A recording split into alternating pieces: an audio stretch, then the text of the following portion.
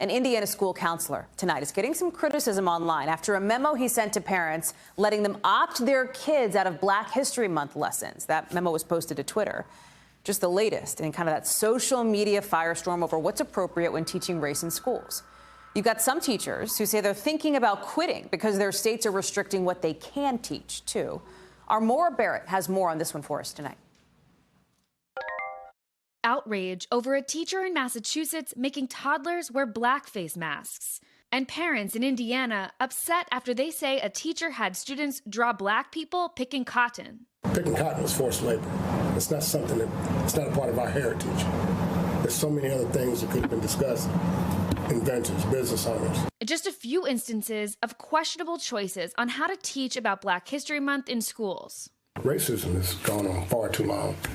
We know it's not going to go anywhere. It does not belong in Lawrence Township schools or any school district. In Massachusetts, the teacher was fired, and the school district in Indiana says the assignment demonstrates poor judgment. While these two states don't have rules on how race and its history in the U.S. can be taught, in the last year, 37 states have introduced measures to limit how race and discrimination can be taught in public schools.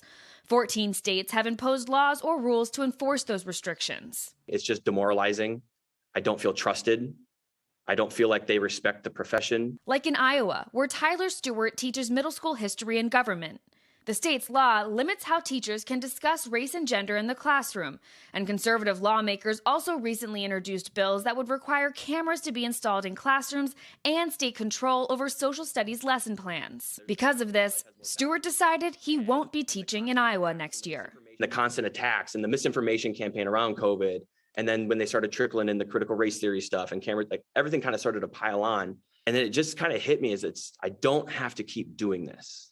I don't. Honestly, I could go somewhere else and make more money and not have to worry about being the center of an attack by our government and by our governor. Scholars who believe learning accurate history informs our present and future see these limitations as suppression. What that does is it tells us that there's only one way to be a citizen in this country. There's only one truth. For the future education and the future of the country and like students that are going to grow up and be part of society, what implications do you see in this for the future of these students? I think we are going to see a more hyper-visible resurgence, even if it's slow, of the things that we're saying we shouldn't teach about, like racism. What policies like this does is it emboldens people to sort of continue or sort of ratchet up, if you will, further instances of racism and sort of repression, because it's like, well, we can't talk about it, right? But that doesn't mean that it can't happen.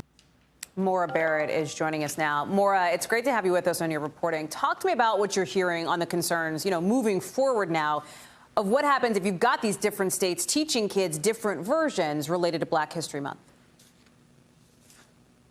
Well, it's a little like what you just heard from Professor Coles there, right? He's concerned about the extent at which history ultimately repeats itself and how racism exists in America. He teaches at UMass Amherst, and he told me about an incident just this past fall where an anonymous white student group formed and sent out emails, anti-Black rhetoric emails to Black student groups on campus, telling them that they didn't deserve to be there, that they were only there because of affirmative action. And those are college students, educated college students, right? Meanwhile, you're looking at Tyler, who's teaching middle school students in Iowa who are absorbing all of what's going on around them as they're growing up with their impressionable minds, as they're going on into later education. And even then, he's hearing students drop the N-word without recognizing its severity. And so it's examples like that why he thinks this oversight that they're seeing about what they can and can't teach in the classroom and seeing politics being brought into the classroom this way just isn't right when he sees that these human rights issues are not neutral opinions, and that students need to be able to understand the history and the background as they go on throughout their lives, and that's not what they're able to do right now in some of these states, Hallie. Maura, great to see you tonight. Thank you for bringing us that. Appreciate it.